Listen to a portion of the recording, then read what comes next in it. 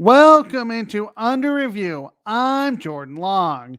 Well, an end of an era has hit the NFL as Tom Brady retired from the game of football. He's probably the best quarterback to ever play this game. We all know how great Tom Brady was. He won 7 Super Bowls as a starter, 6 with New England and 1 with Tampa Bay. Of course, when he won it with Tampa Bay, he became the second quarterback, at least starting quarterback, to win a Super Bowl with 2 different franchises, joining Peyton Manning, who won one with Denver and, of course, with Indianapolis. Now, if you look at Tom Brady, we all know how good he was. He holds the record for the most touchdown passes in a career at 624, most passing yards at 84,520. Now, if you add up his wins in the regular season and playoffs, those add up to 278. So he has 278 wins as a starting quarterback, the most in the NFL in their history. Now, the one category he isn't number one at is that he doesn't have the most fourth quarter comebacks, which I thought was pretty surprising considering how great Tom Brady was in the fourth quarter. Peyton Manning owns that at 43, as Tom Brady has 42. Now, I'm not going to dive into why Brady should be a first ballot Hall of Famer. I think it's pretty obvious. Or if he's the greatest player to ever play in the NFL. I'm going to talk about the most memorable football games I attended when Tom Brady played the Denver Broncos. Now, the first occurred in the divisional round in 2015. Going into this round, or in this game, Tom Brady had never lost in the playoffs. He was an astounding 10-0. So going into this game against the Denver Broncos in 2005, he was 10-0. Now, Denver held a 10-6 lead, and actually Tom Brady was driving the Patriots down to the Denver 5-yard line. Champ Bailey ended up picking him off in the end zone, and he actually ran the other way to try to score a touchdown. Now, on that play, Ben Watson hit Champ Bailey. That was their tight end. Hit Champ Bailey before Bailey could score a touchdown. Now, I thought Bailey had scored because I'm sitting in the stands, jumping up and down, getting excited. Well, I didn't realize that Champ Bailey was hit hard. Now, if you look at the replay, he was hit hard and the ball went over the pylon. Now, I thought maybe they were going to reverse this call and say, hey, it's a touchback, and that would mean the Patriots get the ball at their own 20-yard line. Well, they didn't, and the Broncos got the ball at the 1 of New England. Now, what I liked about that play is Ben Watson decided not to give up. He's like, okay, I'm going to try to tackle Champ Bailey. He did. As for Champ Bailey's interception, it's the longest return in NFL playoff history that didn't result in a touchdown. He ran 100 yards. Of course, during the Broncos offensive possession, right after that interception, Mike Anderson ran it in for a 1-yard touchdown to extend their lead to 17-6. Now, Denver won that game 27-13 to give Tom Brady his first ever playoff loss. Now, if you look at the Denver Broncos, the reason why this was significant is because it was their first ever win in the playoffs since John Elway retired following the Broncos' Super Bowl 33 victory. Now, the one regular season game that I was at was in Week 5 in the 2009 season. So 2009, of course, the Broncos had a new head coach in Josh McDaniels. This was his first ever meeting between New England and Denver since McDaniels took the job. So it was his first ever meeting against his former team. Now, the Broncos were down 10-0 early in this game and 17-7 with 5 seconds left in the second quarter. Now, Denver stormed back and actually outscored New England 10-0 in the second half. In overtime, Matt Prater nailed a 41-yard field goal as Denver won that game 20-17. Of course, this was most remembered by McDaniels pumping up his fist up and down the sidelines because it was his first ever win against his former team. Now, McDaniels didn't last. He was fired 12 games into 2010. The reason why McDaniels was fired is for another day. The other 2 games I attended against Tom Brady were AFC Championship games. The first was in 2013. Of course, this was Peyton Manning as the quarterback for the Denver Broncos. Manning was great in this game. He went 32 of 43 for 400 yards and 2 touchdowns. I don't even know if there was a grass stain on his jersey because the line gave him time to throw and he wasn't sacked. That is the Broncos' offensive line gave him time to throw the football. Brady was 24 of 38 for 277 yards and 1 touchdown. He was sacked twice. New England trailed 26-10 with 7 minutes left in the ball game. New England did score a touchdown with 3:07 left in the game and went for 2. Of course, if they would have gotten the 2-point conversion, then the game was still in doubt. But if the Broncos stopped it, then it's still a 2-possession game. Of course, they didn't, and Denver defeated them 26-16 to advance to Super Bowl 48. The last memorable game for me against Brady was Peyton Manning's last home game ever. That was the AFC Championship game in 2015 that I'm lucky to be a part of. It came down to the end. The Patriots they actually had a 4th and goal, and they actually scored with 12 seconds left. Rob Gronkowski actually caught the ball from Tom Brady. Now, if you look at the replay, it really looks like Rob Gronkowski pushes off on cornerback Chris Harris. The refs didn't call that, so I had to go with their call, and it cut the lead to 20-18. Of course, they had to go for 2, and if they had gotten it, then we would have had overtime. Brady was picked off by Bradley Roby, and New England tried an onside kick, but Denver recovered and kneeled the final seconds away to win 20-18. Brady in this game was unbelievable. He was 27 of 56 for 310 yards. The Denver Broncos put pressure on him. That was also the no-fly zone defense. Put pressure on Tom Brady and kept hitting him. He was sacked twice and actually had 2 picks. Actually was sacked 4 times in this game, but he was picked. As for Peyton Manning, he was 17 of 32 for 176 yards and 2 touchdowns. Manning was sacked 3 times. It didn't matter as Manning advanced to Super Bowl 50 with the Denver Broncos, and they defeated the Carolina Panthers in Super Bowl 50. Brady, though, this was the right decision for him to retire, and he will be in the Pro Football Hall of Fame in 5 years. Always a great competitor and one that always wanted to win. That will be missed in the game of football, but he will be in the Pro Football Hall of Fame once he is actually allowed to be in that, so in 5 years. Moving on to the Colorado Avalanche. The NHL All-Star Break is the unofficial halfway point of the season. Why is it the unofficial halfway point of the season? Well, it would be 41 games. So most teams have played over 41 games. The Colorado Avalanche hit the All-Star Break at 32 wins, 8 losses, and 4 overtime losses for 68 points. Right now, that is second most points in the NHL behind the Florida Panthers. Now, the crazy thing about the Avalanche, though, is that they have 3 games in hand on the Panthers, so they can easily jump over them once the season starts for the President's Trophy. Of course, that is to have the most points in the NHL. If at the end of the season they do end up winning the President's Trophy, that would give them home ice advantage throughout the NHL playoffs. Going into this season, we knew this team was going to score. At least I knew it. They had firepower with the big line of Nathan MacKinnon, Gabriel Landeskog, and Mikko Rantanen. Behind them was Andre Burakovsky, Tyson Jost, Alex Newhook, and LOC, Logan O'Connor. The defense could also score with Devon Taves, Cale Makar, and Eric Johnson.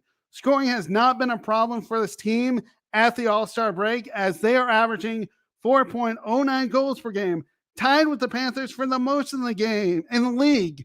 The league leaders are the Avalanche and the Florida Panthers, as they both average 4.09 goals per game. Nazem Kadri leads them in points with 60. He has 19 goals and 41 assists. And I talked about in my last live stream why the Avalanche need to keep Nazem Kadri. Mikko Rantanen is the leading goal scorer on the team with 24 goals. Of course, Cale Makar is the favorite to win the Norris Trophy as the league's top defenseman. He has 8 goals to go along with 26 assists for 44 points. Now, there are some areas the Avalanche need to clean up on, but when they have the man advantage, the power play, there are times where they just hold the puck. They don't shoot it, or they don't put people in front of the goaltender. Of course, you want to screen the goaltender so they can't see the puck. Teams are killing it off, and Colorado has been able to take advantage. Even though they are doing that, they still are taking advantage as their power play is at 25.9%, or excuse me, 25%, ninth in the NHL. Defensively, this team is playing better as of late, but teams are still spending time in the defensive zone. So Colorado is still allowing teams to spend time in the defensive zone. Sure, Colorado can block shots and steal the puck away, but opponents are still having scoring opportunities.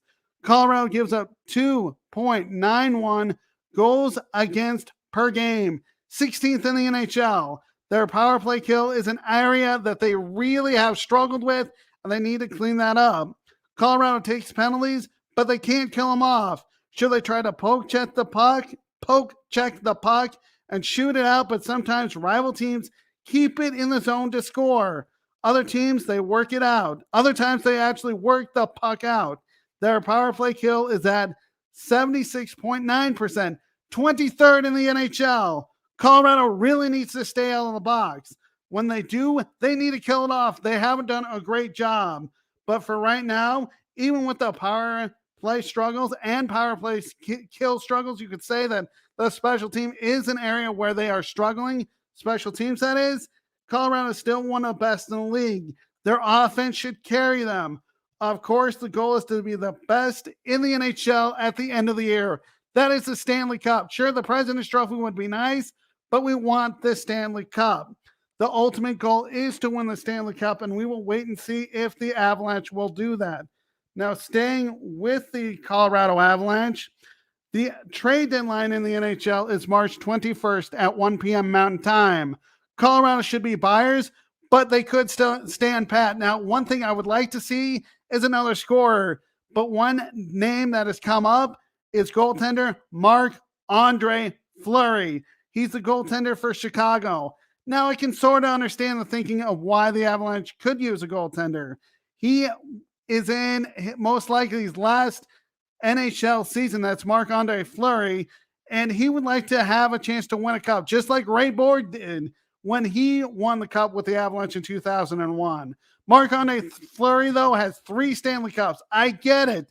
This is a guy who has playoff experience for the Avalanche if they were to get him, or even if they didn't, even if he goes to another team, he has NHL playoff experience.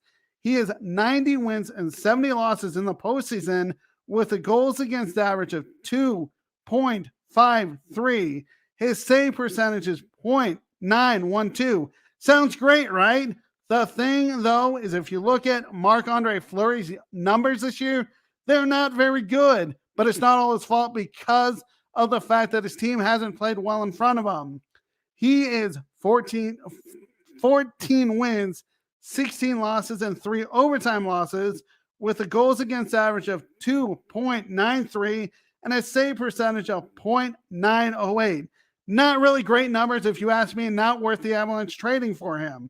I get it, though. The Blackhawks aren't a great team, and they want to be sellers to get rid of salary at the trade deadline.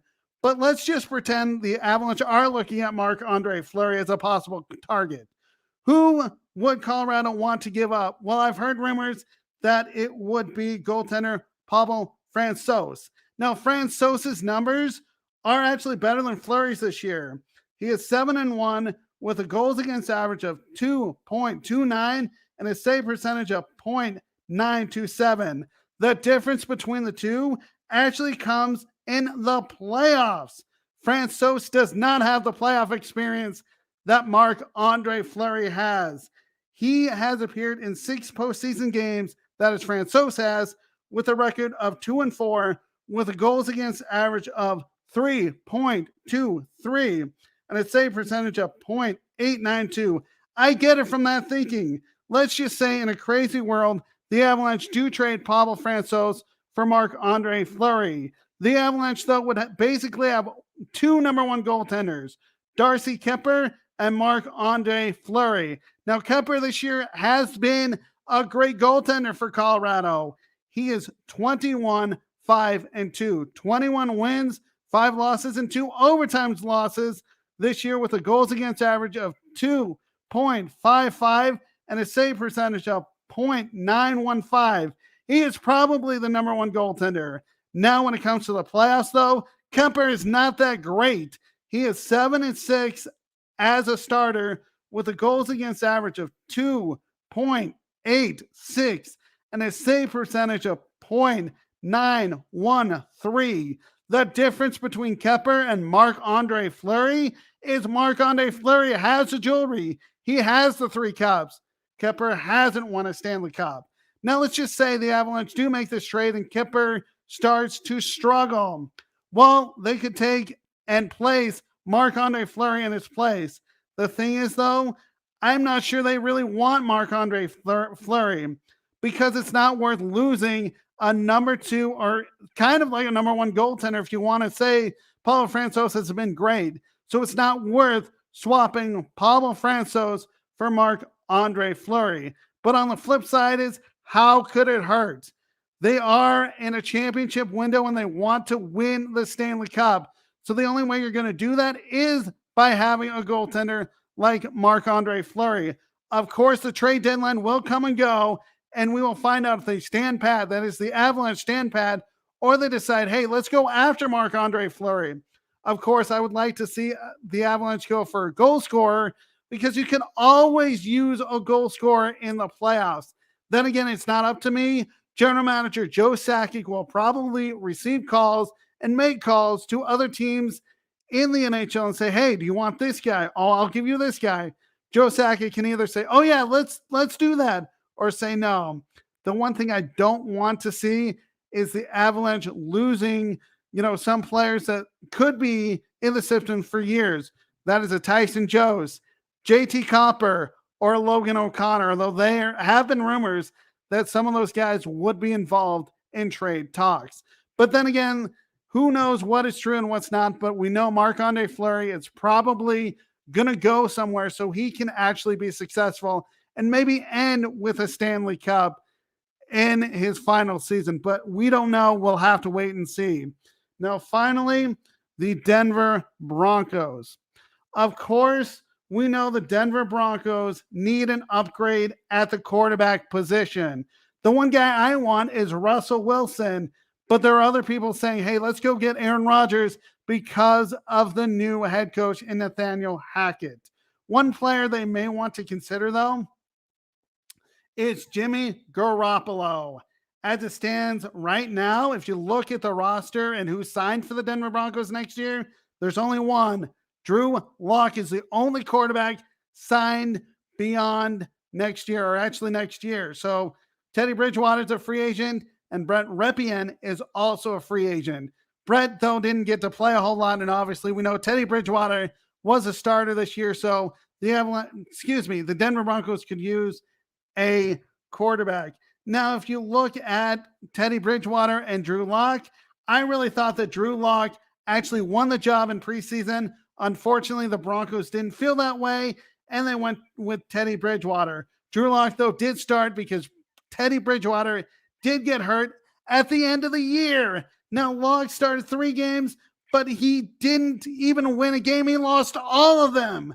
He passed for 787 yards, 2 touchdowns, but threw 2 interceptions. It was really hard to tell if he improved in the offseason, but the Broncos are going to make a move at quarterback. Again, that could be a Russell Wilson or an Aaron Rodgers. Heck, I even heard that Kirk Cousins is available maybe. So those are the guys to watch out for, but one name has emerged, and that's Jimmy Garoppolo. He led the 49ers to the AFC Championship game this year, and his record this year as a starter was 9-6. Jimmy Garoppolo passed for 3,810 yards this year and 20 touchdowns. He was still picked off, and he still made some dumb mistakes, but only 12 interceptions, which means he's not forcing the ball downfield. So could Denver be a landing spot for Jimmy Garoppolo? For sure it could be.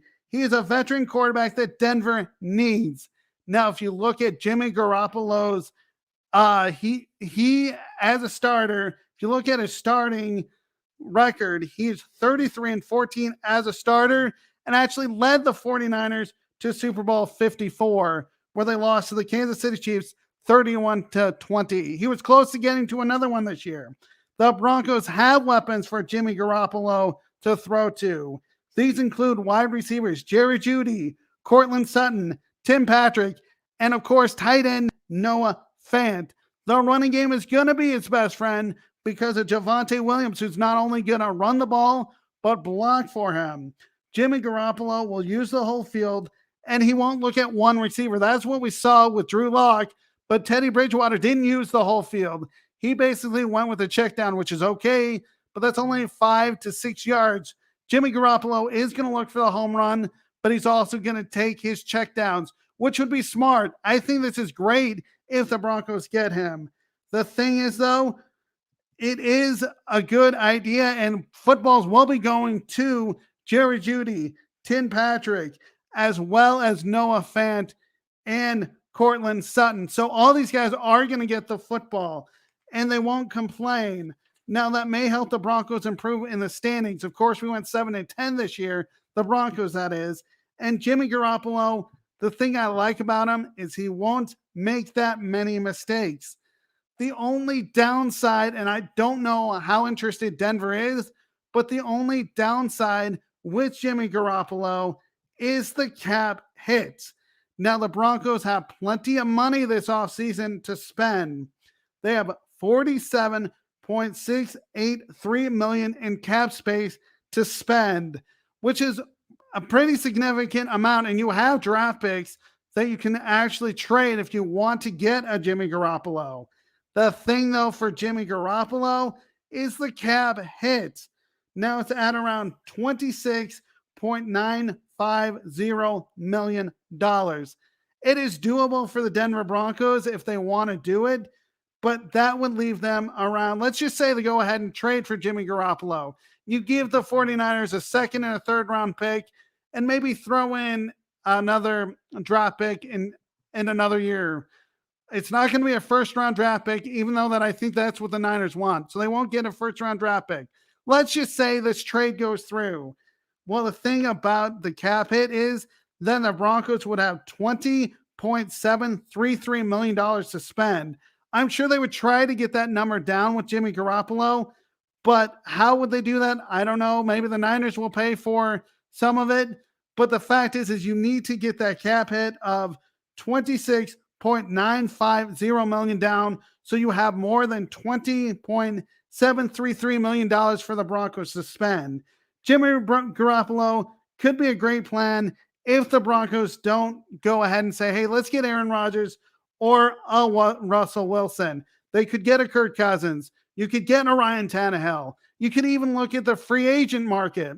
I am not sure that is the great market, though, as the free agent market, because some of these guys have been starters in this league and they're not anymore. So there's a reason why teams don't have them. As for the Broncos, though, they do have a new head coach in Nathaniel Hackett, who will probably play or actually call play action passes like he did in Green Bay, and that suits Jimmy Garoppolo. But as for the Denver Broncos, no matter what happens, they have to upgrade the quarterback position if they want any chance at winning a playoff or earning a playoff spot next year. As for Jimmy Garoppolo, I don't know if that really makes him a better quarterback than, let's say, a Derek Carr or a Patrick Mahomes. I'm Jordan Long. This has been Under Review. Follow me on Twitter at SportsScoop1. Also, read my blog that I write Mondays through Fridays at sports-scoop.com. This has been a Sideline Sports production.